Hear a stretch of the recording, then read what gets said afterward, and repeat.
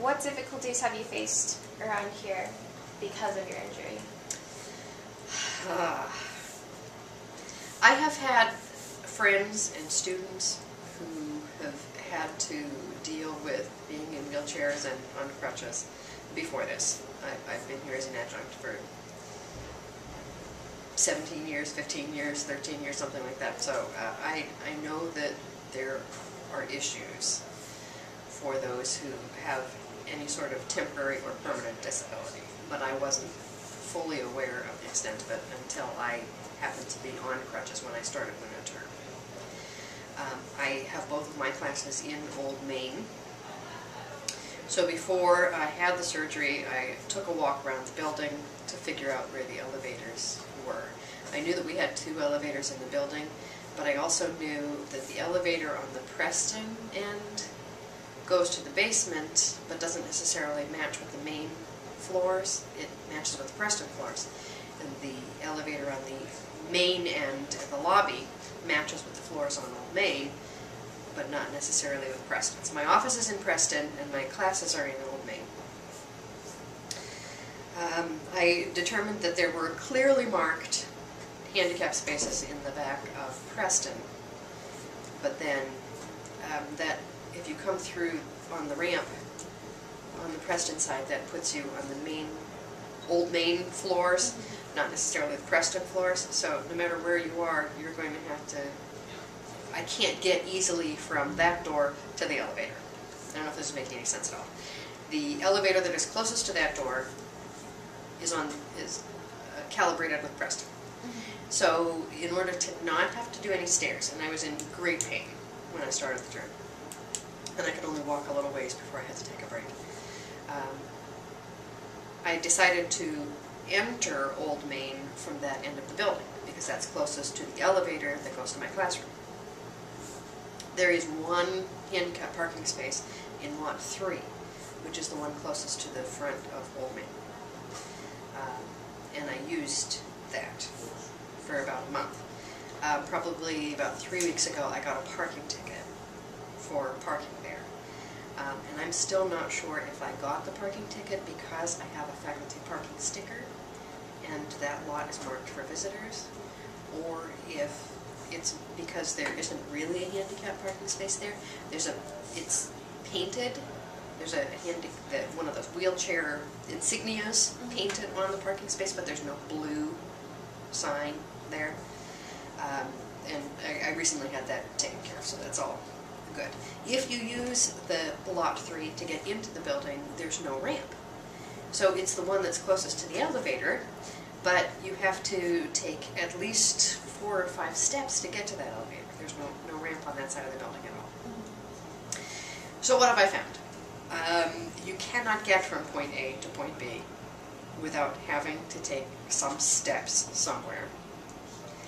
I have found that handicap parking spaces are not necessarily,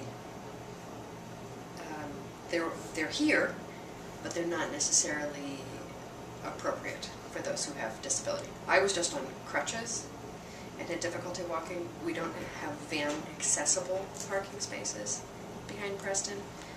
They're particularly difficult to get in and out of because they're skinny, and 2 of them are against brick walls, and they're close together, and the turning radius is very small. If you had a specially equipped vehicle, you would not be able to get in and out of them.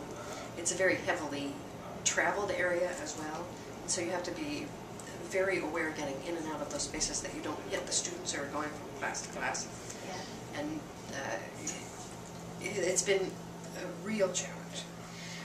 Because I have received a ticket, I then went to do some reading on what the ADA requirements are for parking spaces, and you're supposed to have 1 van accessible parking space for every 8 handicap parking spaces that you provide. And I would imagine we must do that somewhere, probably over at the Performing Arts Center. Maybe we have van accessible ones. I know we do. I used to work at the Performing Arts Center. There are van accessible parking spaces over there.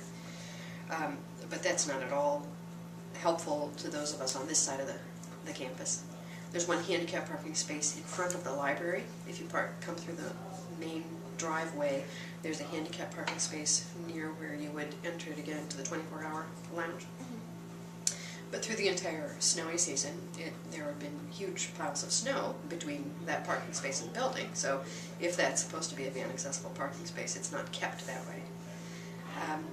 I don't know, I don't believe that Mercyhurst doesn't want to be helpful with handicap accessibility. I think that there just have not been enough people on campus who've found the situation lacking to call for more improvements. And we're not necessarily doing anything that is illegal or wrong. We are an older campus, so every time that we do any sort of renovation, we would need to put so much into making things accessible for ADA compliance. But ADA compliance is a very broad, fuzzy thing. You need to do so much, you don't need to make it practical.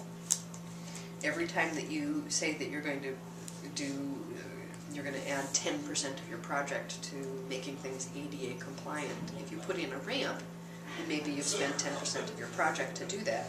But if you don't provide a restroom on the floor where you've just built the ramp, who cares? You spent your 10% of your project monies to make something ADA compliant. It's not Mercyhurst even trying to get around something. It's just, you do what you have to do. It's a college and you have to spend lots of money to provide services and to make sure that students are safe. Money has to go to different places. And this just, I think, has not been the highest priority, and it's only the individual anecdotal stories like mine built up over time that will get us to a point where there's some sort of consistent addressing of the problem on the entire campus. Do you think that if Mercyhurst had was more handicap friendly, I guess, more handicapped students would choose to come here? Because there's really not a lot. I mean, you see student athletes who get injured and people who fall like yourself. Do you think that that has any impact on the kind of students we accept? I'm sure it does. I know that Edinburgh is known to be handicap accessible, and I would imagine if I weren't just temporarily disabled, as I am, and the athletes who make their way around campus on crutches, they only have to deal with that for a month or a few weeks. I think those who are more permanently disabled would go to Edinburgh before they would come here. They don't have to ask for any special permissions or get any special allowances. They just know that they'll be able to get around. And my last question is, have you had to ask Mercyhurst for any, like besides a parking pass, well, first of all, did you have to pay for the handicap parking pass? I did not have to pay for the handicap parking pass. I've already paid a parking permit to park here as an adjunct, so I just got a yellow sticker that I hang from my mirror. I'm sure that if I didn't, I don't know, if I didn't have a parking pass, how they would deal with that. I would just be a visitor then, and I wouldn't have to pay for it. So no, there was no paying for the privilege to park in the handicap parking space. Okay. And have you needed Mercyhurst to help you in any other ways getting around, or have you been able to just kind of figure it out by yourself? I adapted as much as I possibly could. At the beginning of the term, someone asked me if I needed to have my room changed, to pick another building on campus that might not involve my taking the elevator and walking down a long hallway. And I opted to stay in Old Main. So it's quite possible that, if I have anything to complain about, it's my own fault, because somebody saw me hobbling at the beginning of the term and said, "Do you want your room changed?" And I said, "No," because I have other requirements that I need in my classroom. I need movable chairs. There are other reasons why I like Old Main, not just so that I could be a martyr. So I said, I'll just stick it out.